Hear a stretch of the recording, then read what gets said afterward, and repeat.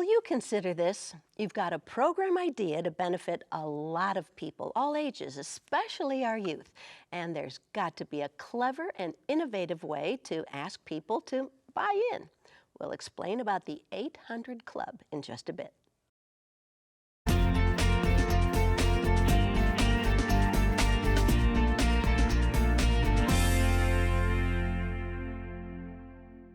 He made a name for himself, worked hard to earn the accolades, and sharing his good fortune is at the top of his list now.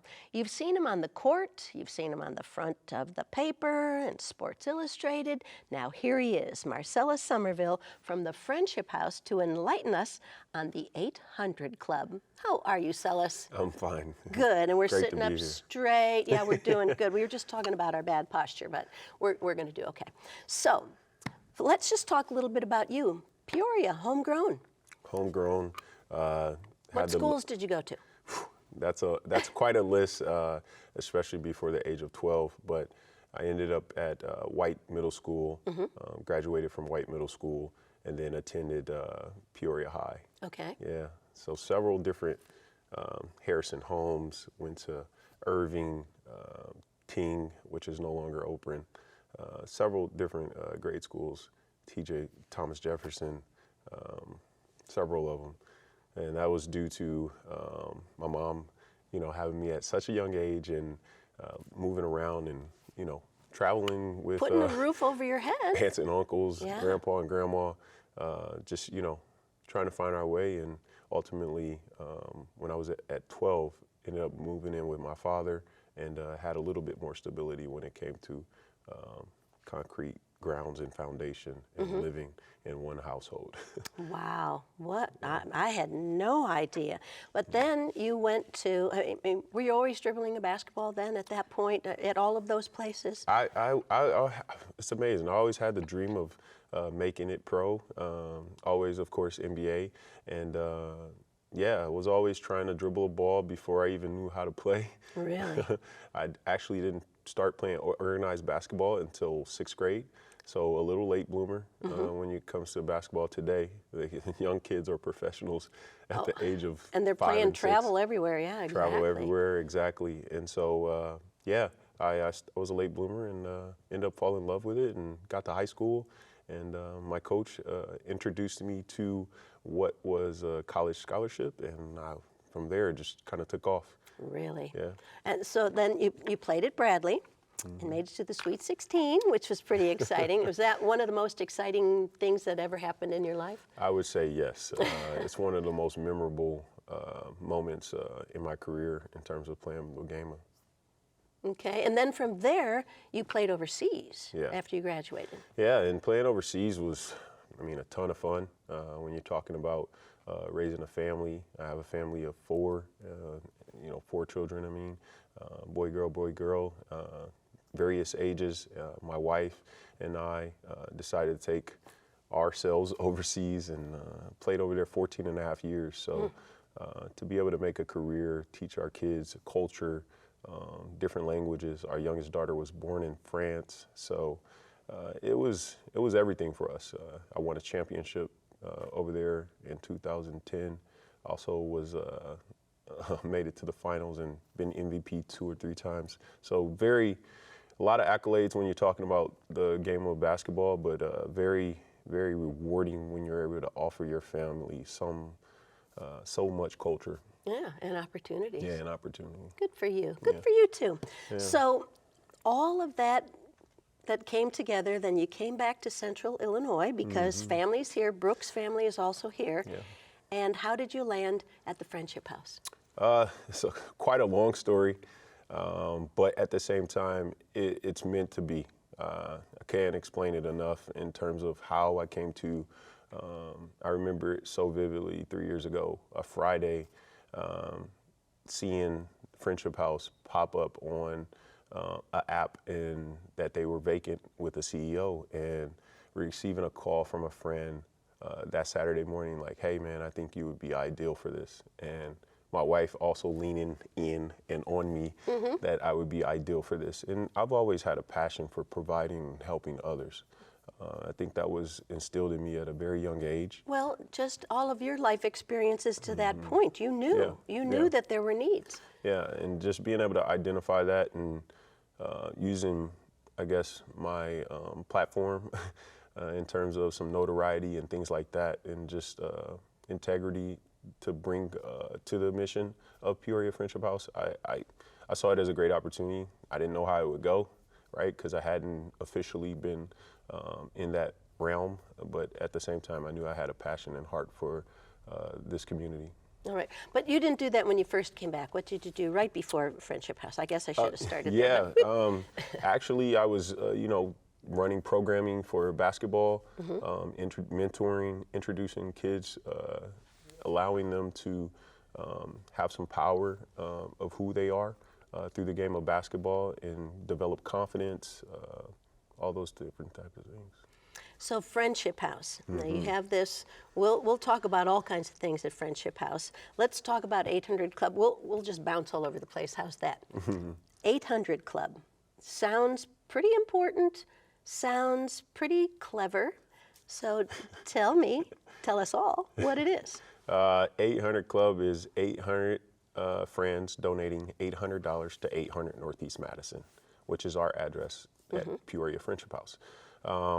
It was birthed in COVID, actually. That was the year I took over as the CEO, and a group of individuals who have creative minds got in one room, and we just thought of, everything was remote, everything was social distance, and how can we get individuals to buy in to the mission of Peoria Friendship House.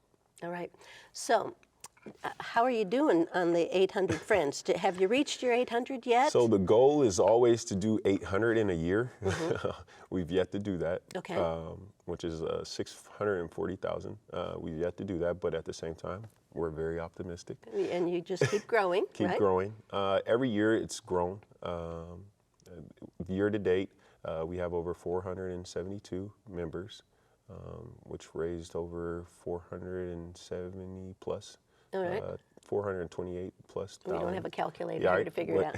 But I'm usually pretty good with numbers. But so it's grown, and it's been able to impact families beyond our wildest dreams. When you're talking about supporting a family who's trying to become citizens of America, and they can't afford the $748 that it costs, actually $900 plus that it costs to become a citizen. And so it helps support those goals for that family. It helps with children who are in need of food outside of services that we provide, families who need beds outside of things that we provide. So it's able to feed the need for programming that is underfunded, as well as be an enhancement to some of our very, very, very, very nice programs. And you're on the near north side. So how many families do you serve? And you mentioned a couple of the programs, but there's a whole lot more involved at the Friendship House. Yeah, so we have after-school programming, which year to date, currently, we have 177 students in our after-school program. Right. Registered. We probably see on an average around 150, 155 kids. And buses drop them off at Friendship House? Buses do not. We pick up, actually. At the schools, at yes, their schools? We have several vehicles that we've been able to acquire through grants. We have several drivers. Some staff members also help with that. But parents pick up from the Friendship House. It's one of the requirements that we feel is empowering when a family member picks up because they're engaged. That's right. And so we want that engagement. We want the holistic approach when it comes to wrapping our arms around the entire family. So that's the after-school program, but you have a lot of other programs too, such as? We have a Parent Mentors program, which is parents being advocates for their children in the school district. So we have a good partnership with Dr. Karat and the school administration. And it's a great program. It's also another empowering program, engagement program, where parents go into the school, they go one-on-one with students, things like that in studying. And then they also come to our house, Friendship House. right? Our house for professional development once a week.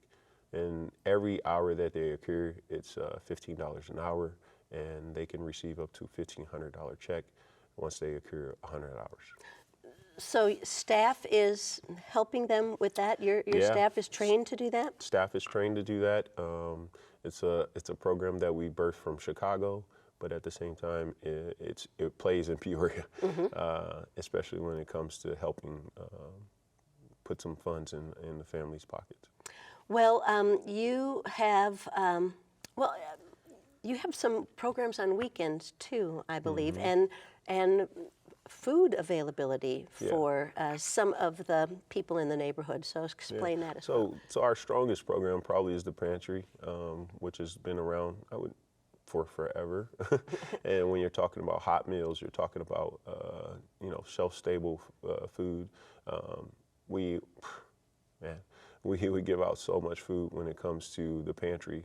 We have Stuff-A-Bus, which is annual, and this is the 36th year of it. And last year we did 12.4 tons of food. Wow. Wow. Yeah. And this year our goal is 13. So when you talk about the food desert and food hunger issues that we have here in Peoria, we're trying to mitigate some of that. We're trying to be a champion for those families. And I think we've done an amazing job at doing that. None of this would be possible without an amazing staff, right, and that we have. And how many staff do you have? I have 15 full-time, and then we have several part-time employees. Yeah. So back to 800 Club. You want to have, now one person alone doesn't have to donate the 800. I mean, they could get a couple friends together and come up with the 800. Is that correct? That is correct. We have actually a few churches who do that. The congregation comes together and then they do just as you said. They give $800, and we also have some different levels for companies and businesses that want to do a little bit more. So we provide different options in that way too. But yeah, it's a program that I'm hoping can reach its goal in 1 year at some point, but it's constantly growing. It's constantly impacting the families who truly need. And well, you had mentioned before we were on camera that Hetty Elliott came up with it, and she said you got to do something that is sustainable. Sustainability is a big, big catchphrase right now, and this can, snowball and nurture itself, I suppose. It truly can. I believe that, and it's done well. And of course, everything has its challenges, but we're going to continue to push to grow it, and we're going to, like you said, it has the ability to establish a great foundation for the agency for years to come. How are you getting the word out? We have, first year we had a lot of advertisement throughout the city, thanks to Adams Outdoors. That was an amazing grant that we were able to get through them. But just word of mouth, right? Champions for what we do is everything. And I invite anyone and everyone to come take a tour and see the children in action, do a project with the kids, and it's amazing how once that you do that, or you see the amazing things that we post online, you want to give to those kids because it goes directly to them. It goes to their families. So the money all stays local. The money all stays local, other than helping our Hispanic and Latin families continue to become citizens of America. Okay. Wow. Did you ever, in your wildest imagination, when you were traveling the world and playing basketball and everything, that you would be in a position to really give back to other people who maybe had similar situations to you growing up and, living in one place, living in another place, and worrying about your next meal? Never in my wildest dreams. To be honest, I thought I was going to be a basketball coach or athletic director at a high school. What did you major in? Majored in communications. Okay. Well, that's good. Minor in advertising, and I got a couple degrees. I went to SWIC, which is Southwestern Illinois Community College, so I have a general educational degree in science, I believe, or arts, one of the two, but can't remember. It was a long time ago. Long time ago. I got but it. at the same time, no, I thought I was going to be a coach, and I thought I was going to pour into student athletes in that way. And God has a way of turning you and flipping you to be where He wants you to be. And I say that all the time. Right now, I'm where I'm supposed to be, helping those that I'm helping. And He really does kind of have a way of moving you around, and and when you least expect it, all of a sudden it's yeah.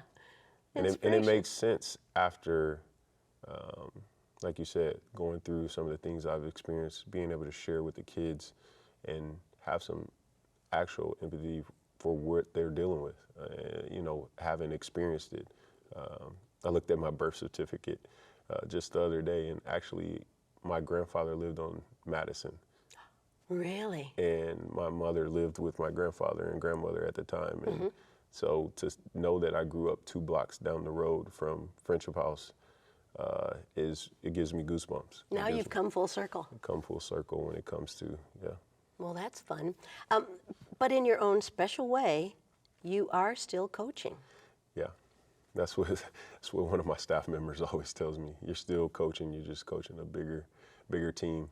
In a quite different way. In a quite different way, Yeah, right. yeah. But I don't always reflect on what I'm doing and the impact that I've been able to make, but it's always rewarding to see when you have a coat drive partnering with Peoria Police Department, and a kid puts on a brand new pair of shoes and he's running through the hallways talking about how fast he is now. Yeah. And it really makes sense when those things come to light. So you are partnering with a lot of different organizations too. Yes. And I know that you have a Sugar Plum partnership. So tell me a little about that, and we'll get her on one of these days. Yeah, Terry Taylor, her and her family started the Sugar Plum Project about 12 years ago, I believe.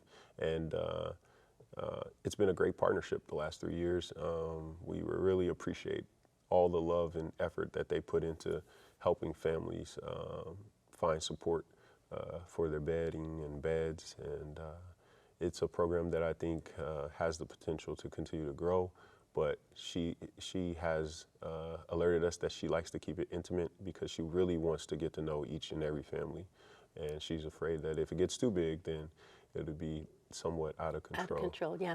And so that they found out, or she and her family found out, that there are children who have never slept in a bed. They've slept in a pile of clothes and towels and things. Absolutely. And so then they took it upon themselves to develop this fundraiser and program and buy beds for, and they distribute them at the Friendship House. Yeah, and I think it's an amazing story when it comes to their journey and what they've been able to do over the last 12 years. And we appreciate and love the support because we help in that way of finding individuals who have experienced not having a bed.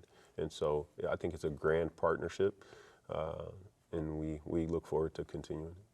Now, funding from 800 Club does not go to that. That's an individual separate program. That's an individual separate program, yes, ma'am. Okay. What else about the 800 Club? How, being in communications and marketing, how do you think you can really grow it in a different way? Who else do you need to reach out to? You just want to keep it in Central Illinois, or you're willing to reach out for? We have support of individuals who live outside of Central Illinois, but was born here and have since moved on in a different profession outside of Peoria. So we get some of that. I have this grand idea to kind of host wine and cheese 800 Club parties at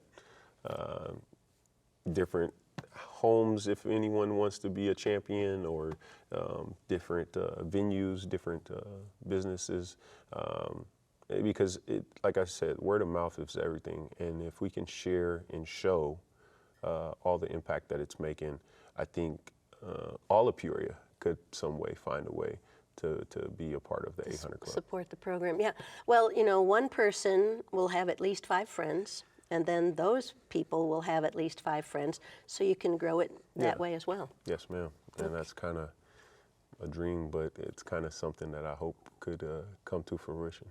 So I think I saw on the Friendship House Facebook page, I believe, where you had some people saying, say I'm at home, or what are they saying?